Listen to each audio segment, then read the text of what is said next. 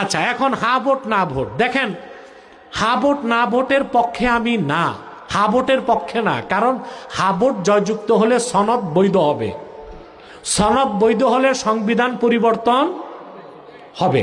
এখন সংবিধান পরিবর্তন হইলে আমার মাথা ব্যথা কেন, প্রশ্ন আসে না? কথা বলে না। আরে ভাই, 1977 সালে প্রেসিডেন্ট জিয়াউর রহমান হা ভোট করছিল 30শে মে 1977। 19 দফা দাবির পক্ষে তিনি গণভোট করেছিলেন। গণভোট পাশ হওয়ার পরে তিনি সংবিধান পরিবর্তন করে একটা ভালো কাজ করছিলেন। সংবিধানে লিখছিলেন বিসমিল্লাহির রহমানির রহিম, আর লিখছিলেন রাষ্ট্রের, বাংলাদেশের রাষ্ট্রের মূল নীতি মহান আল্লাহর প্রতি আস্থা ও বিশ্বাস।